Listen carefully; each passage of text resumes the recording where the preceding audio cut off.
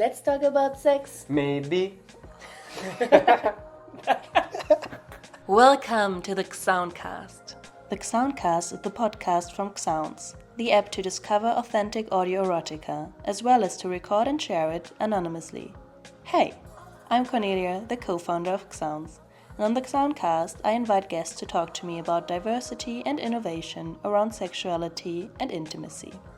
Join the journey in the xoundcast and start exploring the power of authentic audio erotica in the Xounds app now.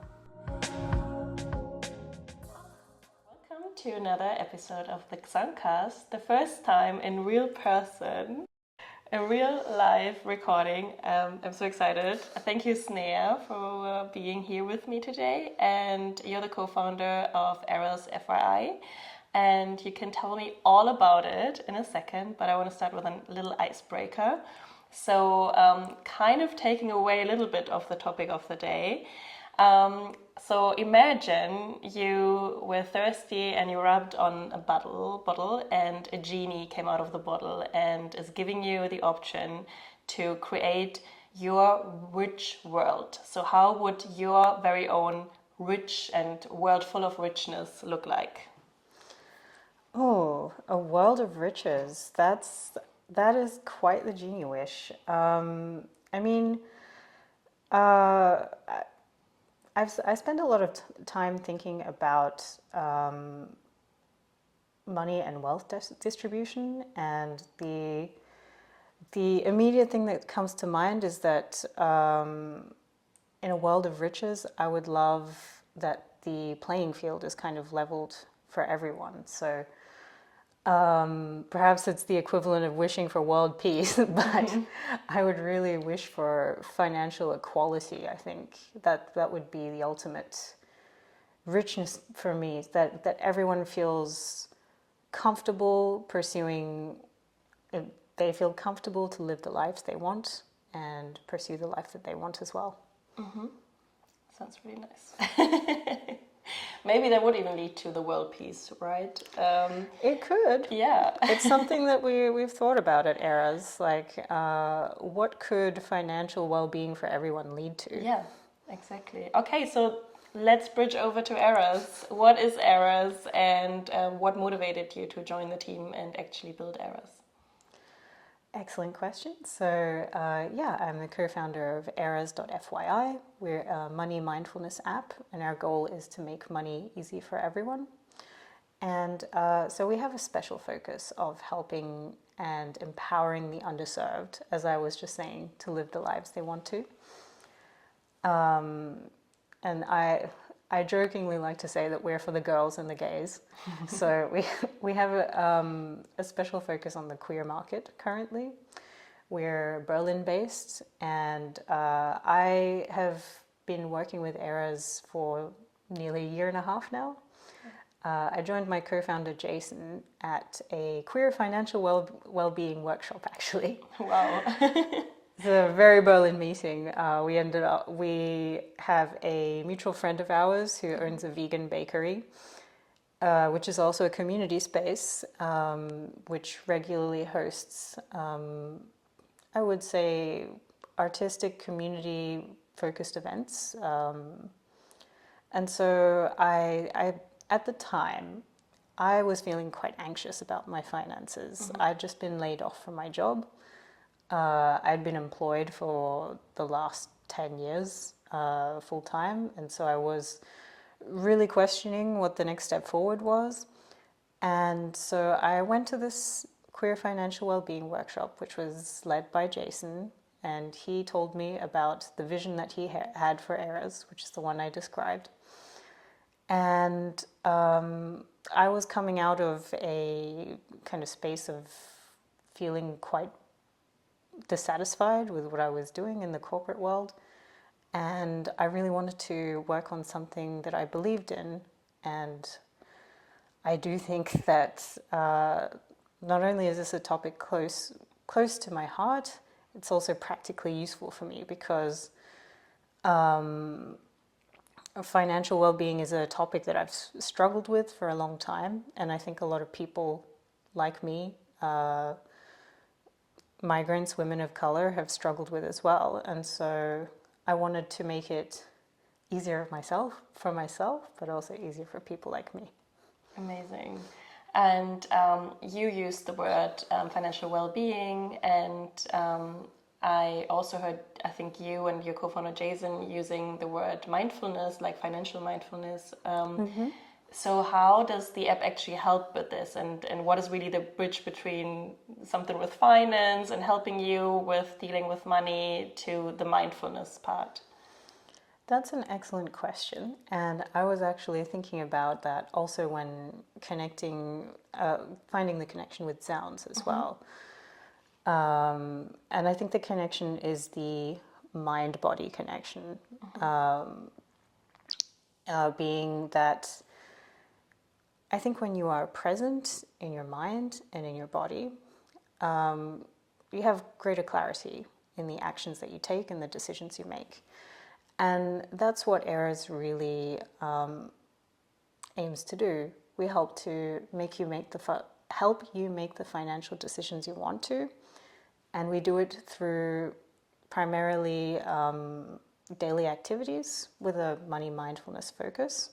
We offer gamified financial literacy activities, but a really important part of what we do is the goal of the activity is to help you think about your goals and be intentional about the way that you deal with your money. It's also a lot about motivation as well, like taking small steps every day towards the future that you want to have. Yeah, okay, nice. So that is actually, or you are probably using in the app then very common tools in mindfulness, right? To have an intention, set goals, set an intention, and then the app helps me actually achieving this goal. Is that kind of how it works? Yes. We're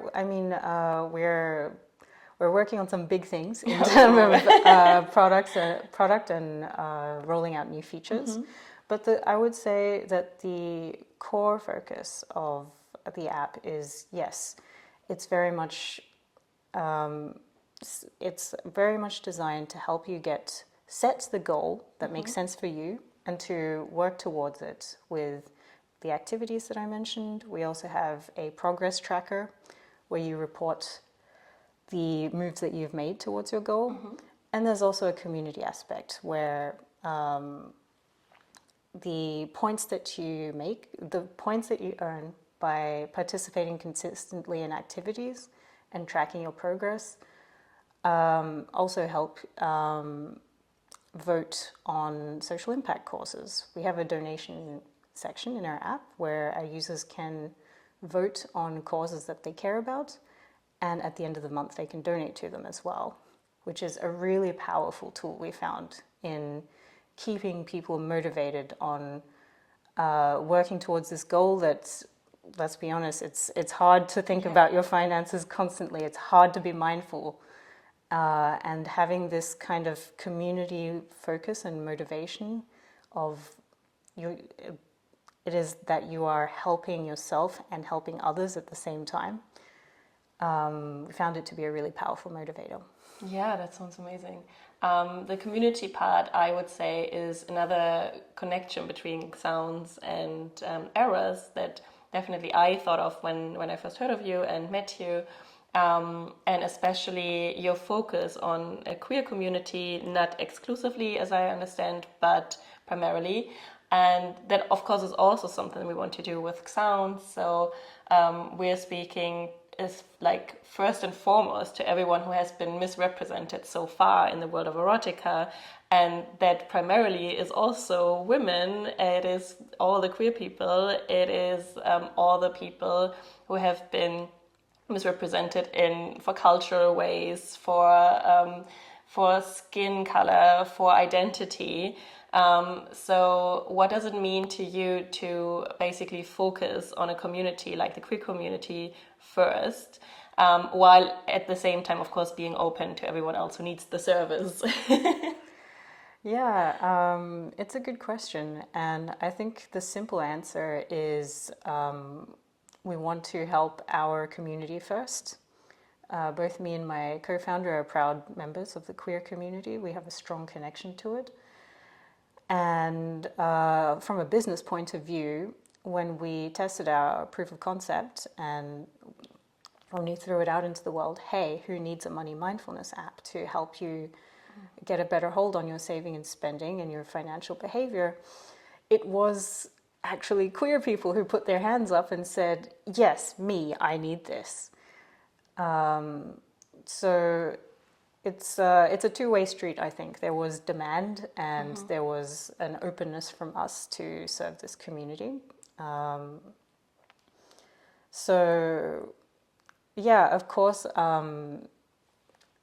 it's not the only community we belong to. As I said, I'm also a woman and a person of color, and I feel strongly talking about the underrepresented and representation that it's very important to show in everything that we're doing that we're not doing this only for one specific type of person, but we want to focus on those who need it most. And that's where I think our initial focus comes in. Yeah, great. And could you maybe give us, for people who are maybe not part of the queer community, a few reasons why maybe you think, or maybe you've even received that feedback from the first users you had, why do queer people have a special need for financial well-being? Sure. It's actually a question that we get a lot. And so I've been doing a lot of research and testing out how to best respond to this question. I think something that even queer people aren't always aware of is that there are certain systemic barriers present in society, which means that's because of these barriers, it's just harder sometimes to get to what we want to, or it's harder for us to advocate for what we want to. And maybe this is something common to many underrepresented groups. From a financial point of view, I can say that queer people are 3 times more likely to have precarity in work, less stable work. They are 66% more likely to not have enough savings to bridge them over 3 months. And I think that I can keep on spitting statistics, but the point that I want to make is that because of complex reasons, certain groups don't feel comfortable being themselves. They don't feel safe being themselves in certain situations. It could be looking for certain jobs, or finding housing, or even applying for a loan. I can say that it is much, much harder for queer people to apply for loans because there's just less data on queer couples. Absolutely. And if you have a aggregator that's making the decision on who gets this loan, it's going to choose the applicant on whom there's more data. Yeah. So there are a lot of these invisible barriers, I think, when it comes to financial systems and access. And that's why, this is one of the reasons why I think that queer people need or could find a focus on financial well-being helpful. Yeah, absolutely. I totally see all those points. And actually, thank you for bringing in some stats. I think it always helps there's the experience that we have, especially if we're part of a community. So you and me would have certain queer experiences, but of course that's a spectrum as well. And there's our own experiences, there are the experiences we hear from friends. But I always think it helps to have also the stats, because on one hand, when it comes to talking about issues or talking about special needs sometimes, with someone who doesn't see the need, it's easy for them basically to dismiss you by saying, yeah, well, it's your feeling, sorry for you. Yeah, like I've never experienced that. How could it possibly be the case? Right? So that is happening so often, and I think as women we know this very well. As queer people, we know that when it comes to certain topics, you probably know it from a lot of other things as well, being someone living in Germany, not speaking German as a native tongue, and all of these things.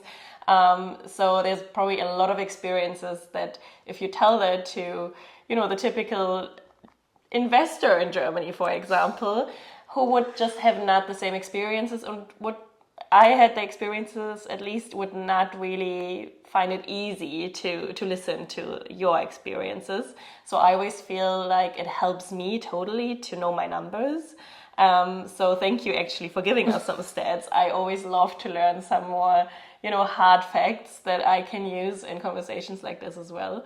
But at the same time, it gets a bit boring, right? To just be like, yeah, this is the stat, this is the stat.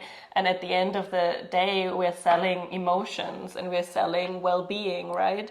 So it is an experience that needs to be felt, and it is about emotions, not only the hard facts, but still they're important. So thank you for actually recounting them as well. And I want to kind of take one of the points that you said at the end, about the feeling of safetiness and creating safer spaces for queer people. And that's definitely something we want to do with xounds as well. Is we want to create a digital safer space for pleasure and for intimacy and the exchange of it. And that's why we chose to focus completely on consent and giving control over data to the users. How do you do it? How do you create a safer space for the users? And especially with the topic of finances, which is so sensitive in a different way to intimacy. They're both sensitive, I suppose, but kind of in a different way when it comes to data as well. Yeah. So we have talked about this before, this common point of dealing with a sensitive topic that not everybody is comfortable discussing in public. So yeah, I think in terms of creating safe spaces, for me, in terms of community building, it is absolutely essential that we go in with a mindset of creating psychological safety, as well as, of course, data privacy and making sure that everyone's, the information that people give us is handled with respect. That's, of course, a key concern. But I think in terms of creating a community-based platform, which is something that I think we're both doing, I think it's really important to have kind of an ethos and an attitude of taking care of each other. And so in terms of anonymity, right now we are trialing an anonymous sharing feature where people can share their reactions and their takes on the activities that we provide. A lot of our activities are article based, so you read an article and you do a quiz on it. But a new aspect is that we're just allowing people to comment on how they experienced the information or the impulses that they received. And now they can choose whether or not to share those with the community. And on a less app-based note, we have so Eras has organized financial well-being workshops in the past. As I mentioned, I met my co-founder at one of them. It's something that we've tried to keep up over the last few months. And when I am hosting, my friends like to tease me and say that I am like the inveterate host. Like if someone is coming to my house, like I can never let them sit without constantly asking them like, hey, do you have enough to eat? Do you need something to drink? But I think it's also this care that I hope comes across in our workshops as well. and this openness, and this care, this lack of judgment. That is what I think is essential to bring to community spaces when talking about these topics. Nice. I love the emphasis on care. I think that is definitely something that certain families, I guess, just share that, but also what you said with friends, I think it's such a nice thing to share with friends. And care actually is such a broad word and meaning as well. So I love to actually think more. I haven't done this so far, I think, but I definitely think in creating sounds, we take care for certain things. Like even now, before we launched the app, we've taken care of thinking things through, and a lot of things that could go wrong, and tried to already stop them before it even happened the first time. And similar to what you said, kind of taking care of each other in the community. We, for example, have like a flagging emoji that is always there at every sound. So whenever something like glitched through us, or someone just has a different opinion or feeling about things, they can report it to us very easily. So that totally makes sense, what you're saying, that to integrate care as kind of a main value into the app development, especially in a sensitive topic of finances. So thank you. That's such a nice thing or nice way to go about it. I felt when I was looking at Eras, to me it seemed a little bit like with the daily tasks and everything, there is some kind of playful attitude in it. So what exactly were you thinking, and is that really the purpose of the way you created the app, to kind of bridge this security and trustfulness with a little bit of lightness? So yeah, it's a difficult thing to bridge and connect and sort of combine trust and care with this sense of playfulness, and treating a sometimes serious, often very serious topic with a little bit of lightness and playfulness. Yeah. And that is definitely something that has gone into designing the app. In regards to gamification, I mean, if you have anything to do with the tech and app world, you will have heard gamification splashed across all sorts of articles and things. I wouldn't say that the point of our app is gamification, but rather, in terms of the design we use, the colors, and the way that we set up our activities. It is designed to be approachable, to be something that fits easily into your everyday life, and that is not, something super serious, but it's also something that you can kind of design your own experience around. When we already talk about your intention and your co-founder's intention of building an app, how do you feel, as you already said, you're both part of the queer community, how do you feel it makes a difference that you're both from the community that you're building for? So it's not only you're building for a certain community, you're also part of it. Do you feel that it does make a difference?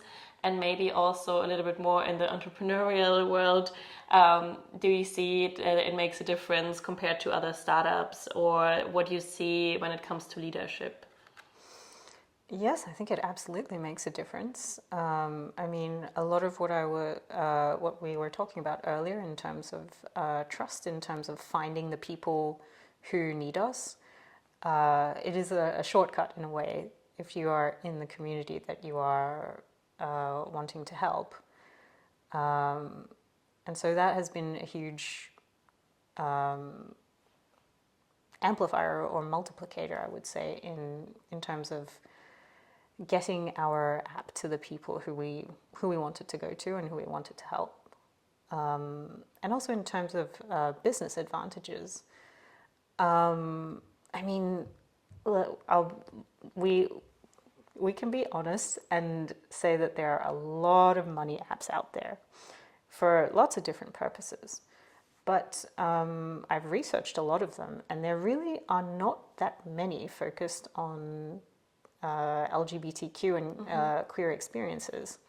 So it's a differentiator for us as well. It stands out that we have this specificity and this domain knowledge, or domain domain expertise. We know the people in this domain, and we know the particularities of what they do well, what they might struggle with a bit more. And I would say that it's absolutely an advantage. And in terms of leadership and the culture that we're creating at the company, I'm so swept away by the warmth and just the amazingness of the queer community when it has come to helping us spotlight what we do, and also in terms of people who have just come to us and said, hey, I love what you're doing, how can I help you? We've even done some of our initial early recruiting that way, just talking about what we do. The queer community seems to really resonate with it, and I'm so happy. Nice, yeah. Yeah, and I mean, I guess we both kind of met through a queer startup founders network as well, right? So We did, that's true. So I also feel like it does make a difference somehow, and I'm so glad that there are more and more spaces like this opening up, because it does make a difference to be around people who just get certain things, and we're all so complex, so there's always more. We're not just queer founders, we're so much more, so it's nice to tap into all of these different safer spaces and come together with all of these different people, I feel anyways. And I draw a lot of energy, I think, from these kind of connections and get-togethers, so it's great to have that for sure. Of course. It's true that it's true that it is thanks to these types of networks that we met. Yeah. And I also feel that it's really crucial to have especially for, let's say, underrepresented founders as well, because as women, as queer people, as migrants, when it comes to building a business, sometimes you just don't have access to these circles or connections that you need in order to gain more recognition, in order to gain funding, for example. Yeah. And so for me, it's having access to these kinds of networks has been such a game changer when it comes to moving forward with what it is that I want to do. Agreed, absolutely.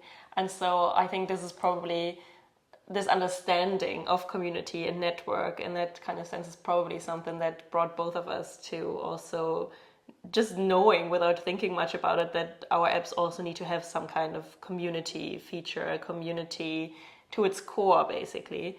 And yeah, it's amazing. I'm glad that we met through that. And kind of drawing to this, so Eras is already out there, right? So you can use it already, and you have active users. That's right. What is maybe one or two feedbacks that we received from users that really kind of motivated you to keep on doing what you're doing? Or maybe what's your own experience? You said before you joined Jason in Eras, you were struggling a little bit yourself. So do you feel like you've used Eras and it helped you yourself or something like this? Yeah. Okay, so I can give two examples of feedback that we received. One is from a user, and the other, or I can give two examples from a user and one from myself.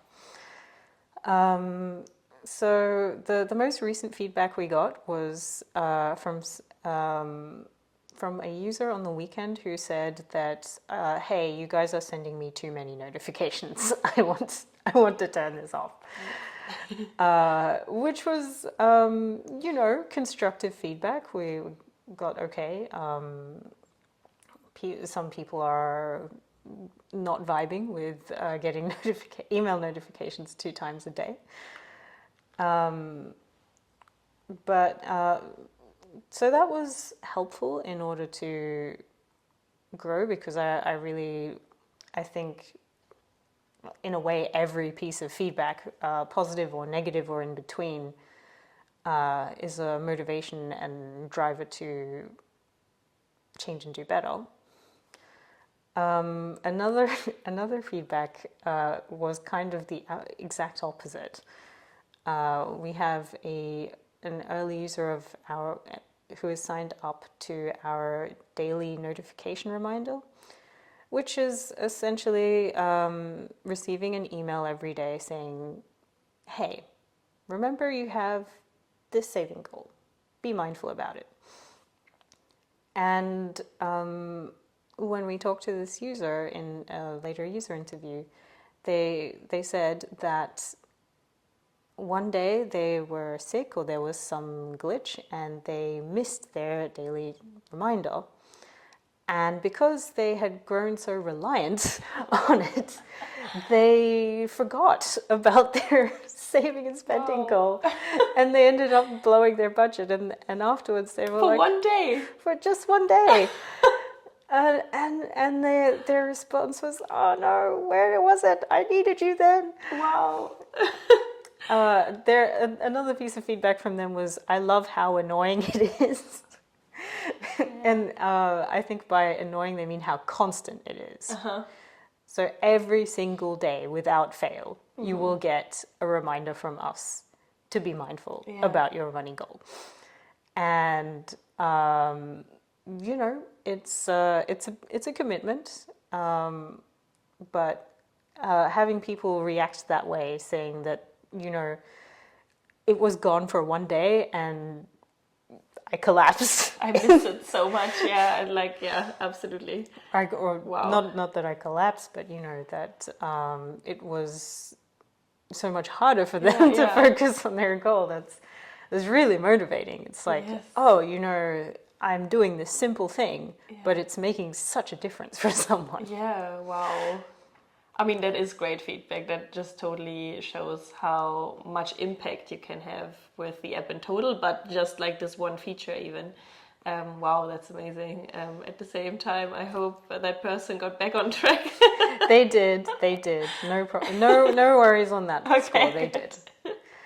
And then maybe to wrap it up, my experience with the app is, so I think something that I and a lot of other underrepresented people struggle with is imposter syndrome. And so even though I worked in and around financial spaces for a long time, I always felt like I was not a money person, and that dealing with finances was too complicated and bothersome, and I didn't want to do it.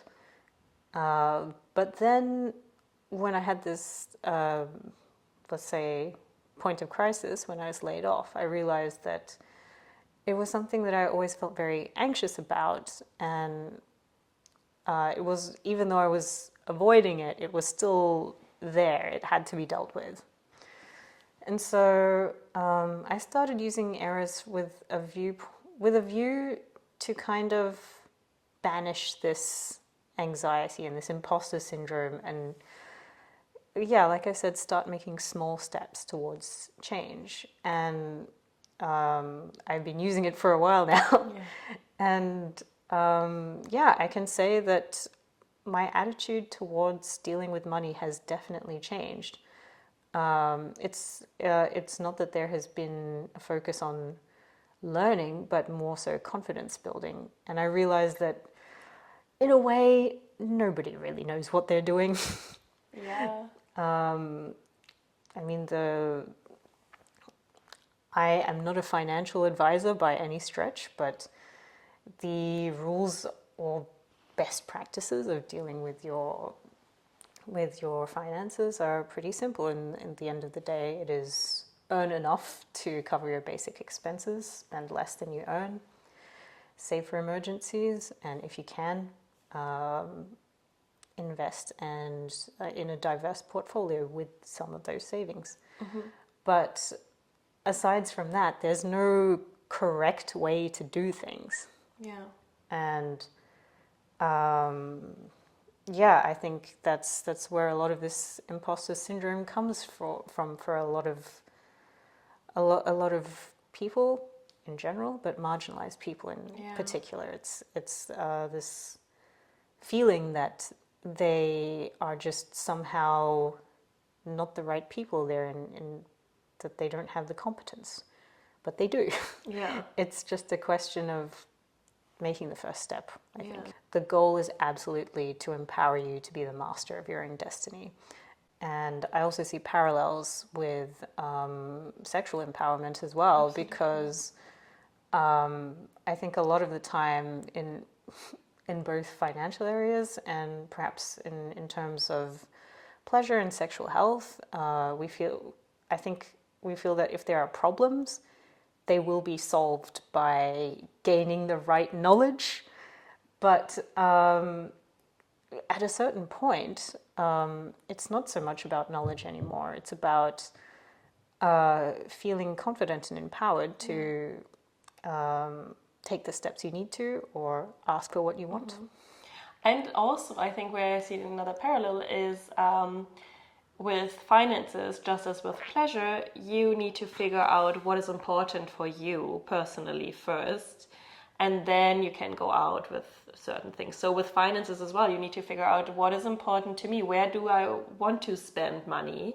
So I need to get, of course, the money in, but I need to know, what do I focus on? Like, what do I really need in my life? And for example, you were saying you have the option to donate some money to a good cause at the end of the month. If that is something really important to you, so for example, for me, it has always been important, like ever since, I think, or even before I was studying political science, there were like certain organizations that I just wanted to support. And I did not have a lot of money at all. Yeah. I was studying, I received a scholarship, and still had to work because it still wasn't enough to actually pay the bills. And yet I always tried to have like at least a little bit, even if it was €5, to give to this really important cause for me to feel self-satisfied also on this side. And then that kind of bridges to pleasure, I suppose. So also for a long time with pleasure, I didn't know what I really liked.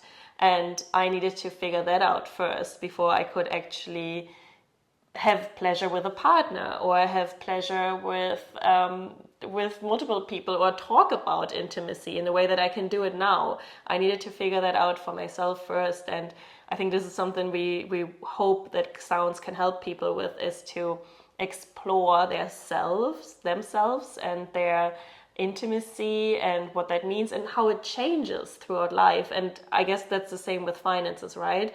Like, what was important to me maybe 10 years ago is not the same that will be important to me now or in 10 years again. So absolutely great, I think, how you help people to become their own experts. And I think that is so important to, and this is something, like we sometimes talk in Western culture especially so much about self-improving, and everyone is totally caught up in their individualistic self-improvement journey. And I definitely think it's bad for community if people are too caught up, but at the same time, I totally believe that we need to do certain work on our own first to then give back to community. And, even in this journey while I'm exploring either finances or pleasure or something completely different, community can support me in it in a different way. And then I can give back. So I think that's another parallel I definitely see to eras, and where both taboo topics, not talking about finances and not talking about pleasure, actually is something that totally needs to be broken, and that both of you definitely tackle. So that is great. Yeah. Something that came to mind while you were talking about breaking taboos is the topic of shame. Mm-hmm. It's also something that came up when you and I have discussed taboos around both pleasure and money in the past. I was thinking this morning about what shame actually is. And for sure, it's like a blocking emotion. It's blocking a lot. I can say for myself, in the past, shame has blocked me from doing many things that I wanted to do. And talking about things that I wanted to talk about. But I think it's also this fear that what you're doing is not the correct thing. And so it's, I think, motivated by this feeling that you need to correct yourself in what you're doing. And I mean, I would say our approach at Eras is very much to emphasize that there is no right way of doing things. There are some basic tenets, as I mentioned, but everything else is extremely personal. As you say, you do need to, it's a journey that you need to make with yourself, setting those priorities, and they may shift. But once you have done that, I would say that's the most difficult first step, and then you can move to action. Absolutely, yeah. And I totally agree with shame about, I guess the shame always comes somehow from making topics taboo, right? So growing up, we've learned not to talk about certain areas of our body. We haven't even learned the proper names for it often. And it's the same with finance. In German, there's like this saying that just goes, I think like also like something that you learn as a child is like don't talk about money and don't brag about money, but also don't talk if you don't have much money. So it's a good point, and it's so important, I think, to give spaces to get that confidence to talk about things, and then also the community to feel safe enough to share certain things and feel that the community will be there to hold you when you actually open up and break the shame. So powerful. Yeah, absolutely. I do think that honesty is the antidote to shame, and it is not at all easy to just bust out and start being honest around topics that you are uncomfortable around. Just to echo you, I think that having this supportive community around you, it doesn't need to be a certain group of people, they don't need to be exactly like you. But I think just knowing that when you're going along this path of honesty and breaking taboos, that you have this community that will catch you. Yeah. I think it's crucial, and it's something that not everybody has, unfortunately. True. Which I think is something that we're trying to bridge with both eras and with sounds too, I think. Absolutely. I mean, this is where digital spaces kind of come in, I think, and can be a really good addition to real life. So yeah, you mentioned it earlier, you're going out in real life as well and have like community gatherings and workshops, and we're doing the same. We're starting like a really active month now in May actually, and going out a lot. But I also always think it's good after these gatherings to also have the time in a digital space to either kind of take the energy that you've received from in real life gatherings and build on that and kind of go into it a little bit more, especially with like topics around shame or taboo topics, where maybe it just takes a little bit longer to open up and break that shame. And at the same time, also for everyone who doesn't have these communities, as you said, for us, we're really lucky and privileged to be here in Berlin, and I feel like there's a community for everything here. That's probably true. You can find these people in real life if you feel comfortable enough to do that. Yeah. If you feel extroverted enough as well.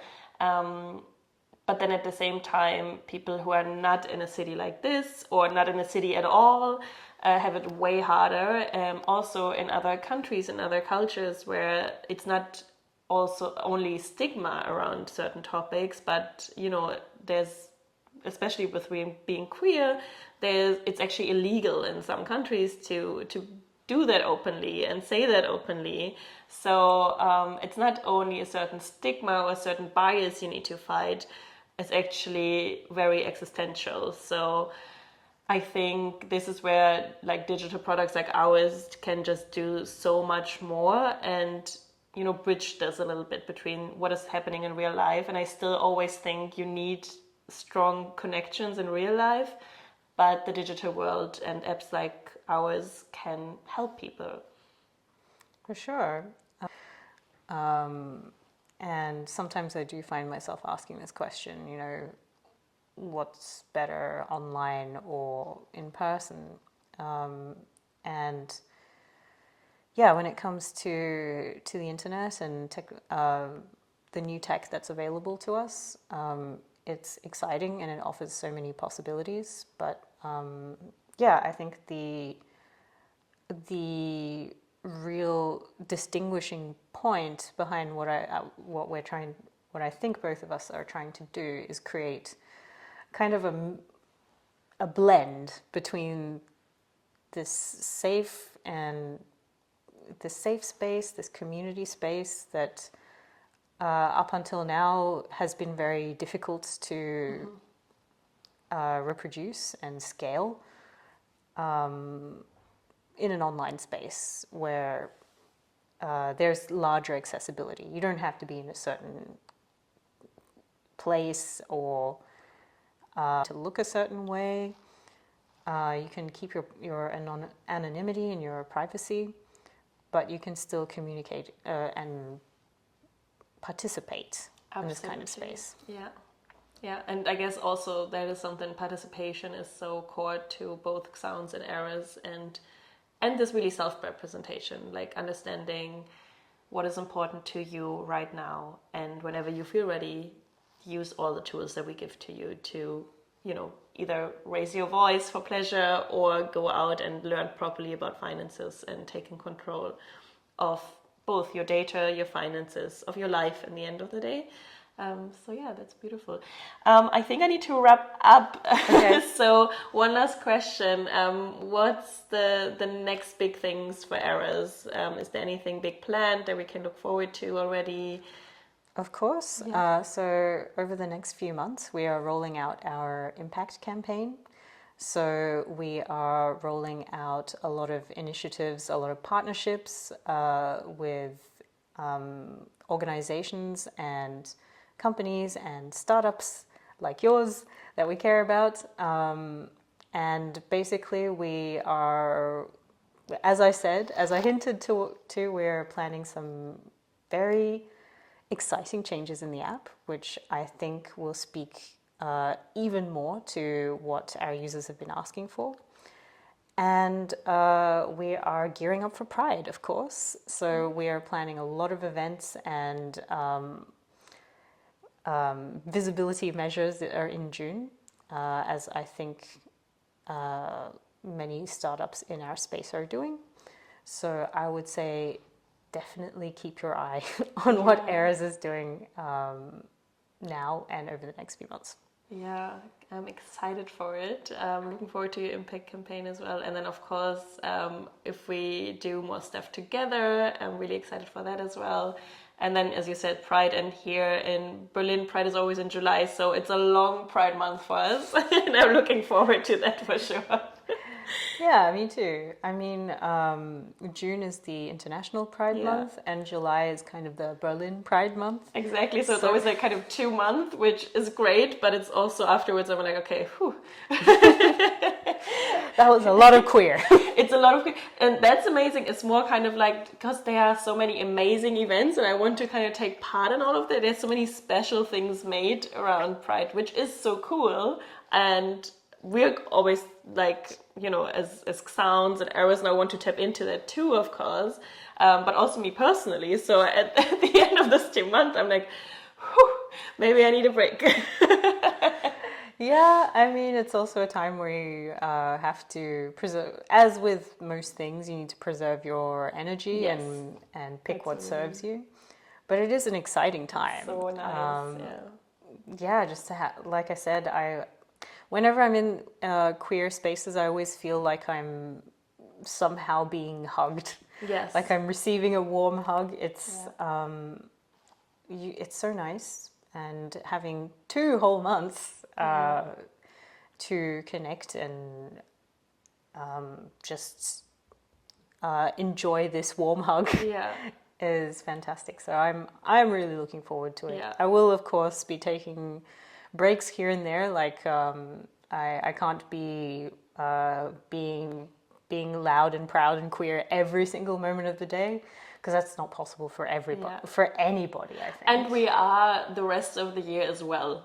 So we're already doing the job, you know, we're already loving being queer every day of the year anyway. So I always feel like Pride is just it's just more focus, and I'm always trying to bridge it between a little bit of activism and, you know, also really Pride is a protest at the end of the day, and the celebration, because that is what gives me so much energy, and that's the communal part, I guess, as well, that is so just so nice what you're saying, this kind of like feeling hugged by the community, and yeah, really, and I'm still exploring so much, so this is why I think Pride for me sometimes then is exhausting at the end as well, because I just see so many more great communities popping up, and I was like, I want to see them. I didn't know of them before, you know. It's just because everyone gets more visibility, and yeah, that is so great. But it's also like a lot, and then thankfully we have the rest of the year to go back to them and be like, okay, I haven't talked to them, I didn't go to the event this time, but there will be like other things they do for the rest of the year. So yeah, super excited for that, and looking forward to do some stuff with you together. Yeah, it's all about activism for problems that you see in the world that want to be solved, discovery, and celebrating where you can. Exactly. So thank you so much for being here today, Sneha. Thank you so much for inviting me. Of course. And yeah, looking forward to hear more from you and Eras in the future. Thank you. Look forward to it as well. Thanks. Please leave us some feedback and download the Xounds app directly from your app store. There, you can listen to and experience authentic, audible pleasure, and let us hear for yourself what that means to you. Are you curious? We want to hear more from you.